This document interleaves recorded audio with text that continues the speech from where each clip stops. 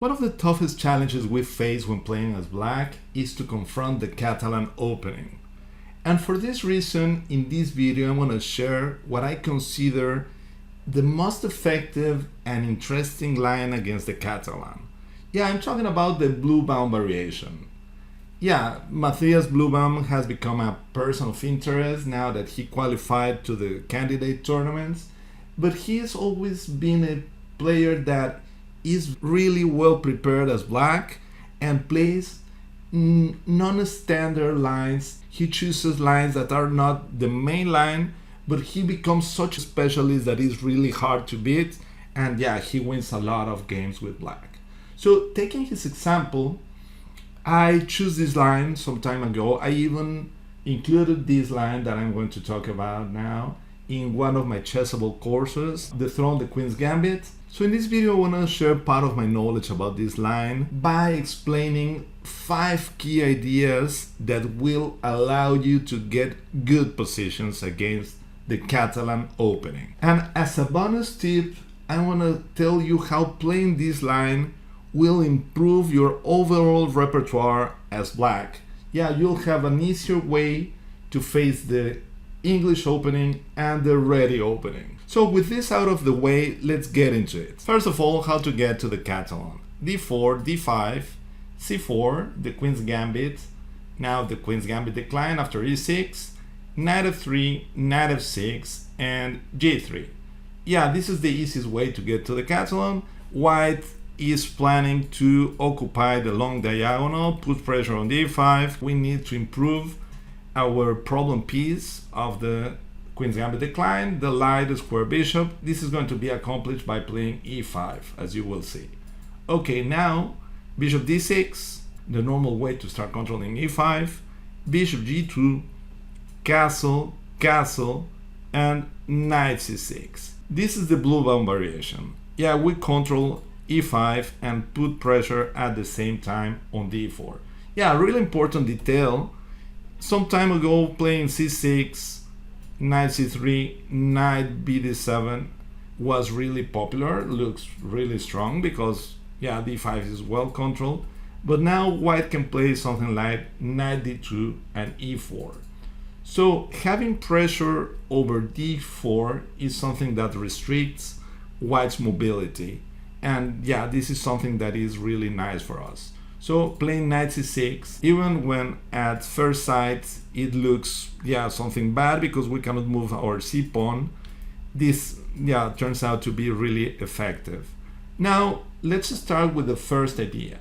Knight c3, they put pressure on d5, and we have to find a way to improve our bishop. Yeah, as I told you before, our idea is to play e5, but we cannot do it right away. So d takes e4, getting rid of the pressure on d5, followed by e5 is the way to go. Now white has to recover the pawn by playing queen a4. Playing e4 lets nowhere because of e5. Yeah, now they can even run into trouble after d5, knight a5, and it's not easy at all to regain the pawn. And watch out because we're planning bishop d7, b5, and this is a healthy extra pawn. They cannot play this way. D takes e4, queen a4 is the normal way to regain the pawn, and here we go, e5. Now our bishop turns out to be a completely decent piece. D takes e5, knight takes e5, knight takes e5, bishop takes e5, queen takes c4, and a very important part of the idea is to play c6. Yeah, we restrict the activity of the bishop, and at the same time we enable bishop e6 and have some plans with our pawn majority. Rook d1, queen e7, bishop e3. This one may seem threatening because of bishop c5. Bishop e6, attacking the queen. Yeah, queen takes e5, bishop takes e5. Now we can play rook e8. And yeah, our idea is to play knight d7, and we want to push our a pawn till a3. Okay, you might be wondering what happens if they push. They play c5. Yeah, because they gain a tempo attacking our bishop and they gain a space. So this one looks natural, but the good news is that it's really weak. Bishop e7, we retreat, and now this pawn is firmer than before. Now the bishop is not putting pressure at all. And after something like knight c3, we are going to solve our light square bishop problem by playing b6. Yeah, at the same time, we're getting rid of white's expansion. C takes b6, a takes b6, opening the a file, and of course gaining the option of playing bishop b7 or bishop a6, and later play c5. This is idea number 2, a pretty simple one, but you're gonna face c5 once in a while. People who play the Catalan but still don't understand the ideas pretty well, they may play something like this, and you have no pressure over d5, so you can play easily to improve your light square bishop with b6. So let's jump right into idea number 3. Well, idea number 3, knight bd2 is a pretty normal move, and here against this move we're going to use a very sophisticated idea, that is a5. We are gaining some space in the queen side, sometimes planning a4, and against queen c2, that is really thematic, they want to play e4. Now we can play knight b4. Yeah, attacking the queen, they drop back to b1, they are interested in playing e4, so the control of e4 is fundamental for them. And here we play c5. Yeah, we want to activate our position, so we're not afraid of being left with an IQP, an isolated queen's pawn. C takes d5, e takes d5, we open the e file, and of course our bishop now is ready to get to g4 sometimes. So d takes e5, bishop takes e5, and here we are with an isolated queen's pawn.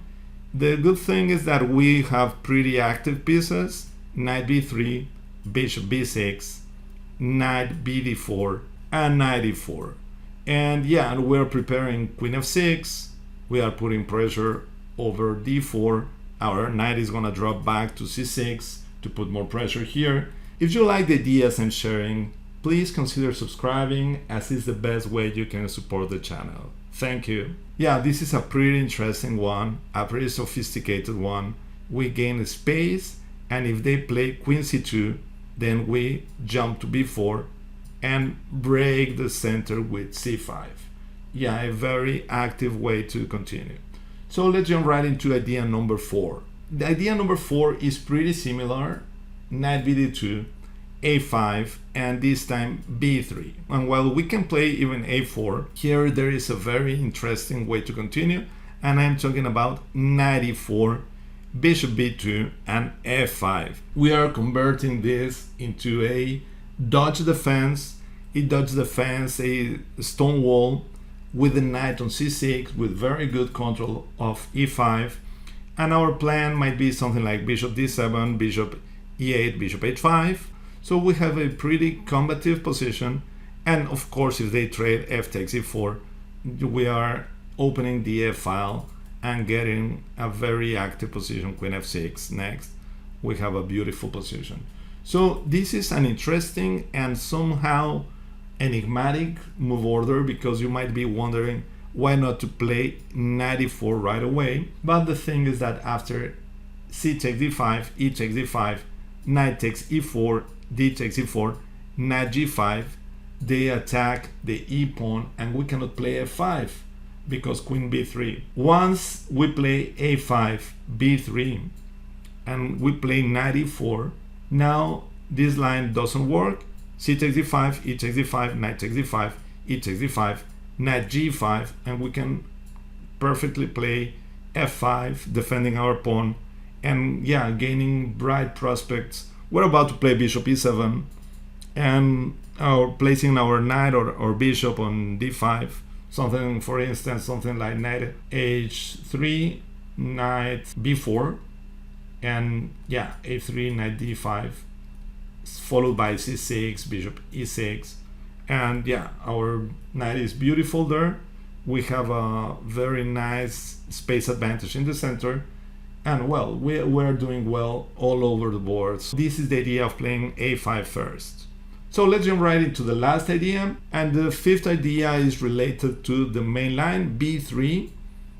They want to recapture D takes e4, B takes e4. What I suggested in my course was rook e8, and yeah, I have already played it, so I firmly believe it's an interesting way to continue. The idea is, of course, if they capture at some moment, our rook is going to be really happy, and we are preparing b6, but only after bishop b2.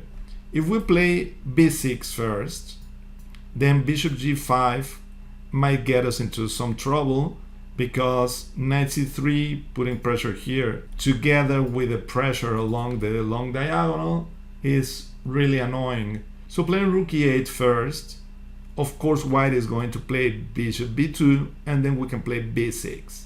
Yeah, we're going to place the bishop on b7, sometimes on a6, and this one sometimes may drop back to f8. So this is a really interesting and flexible idea for black. If you want to have a very hard fought game, this one is for you. So that could be the 5 ideas, and I told you that playing this line may help you against the English opening and the ready. This is a bonus tip that really will be helpful for some of you. So the intention is, if they play c4, we answer by playing e6, g3, this is more or less the English opening, d5, bishop g2, knight f6, knight f3, and the thing here is that we can play bishop d6, castle, castle. So we are ready to transpose back. If they play d4, we play knight c6, after c4, we can get into a very normal position, very similar to what we've seen, and all due to the fact that you have this line. Otherwise they can play d4, or they can play b3 and against knight c6 play d4, and yeah, you would be out of your normal preparation. But if you play the Bluebaum variation, then you are home. Same happens with the ready opening. The ready opening, knight f3, d5, g3. So you play knight f6, bishop g2, e6, castle, bishop d6, and most of the time they are going to play c4. So you castle, arriving to the thing I have mentioned just now. So this one is also transposing most of the time to the Bluebaum variation. So, and this is something really important to bear in mind. You are not only trying to build your repertoire against 1d4, but again, all those closed openings, ready, English, yeah, and so on and so forth, and having this chance to converge all your knowledge into this point is something really pleasant.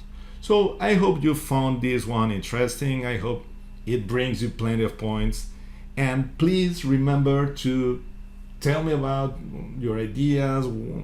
What do you think about this line? Have you played it? Are you planning to play it? And yeah, so we can keep this conversation going. Thank you very much, and see you next time. Goodbye.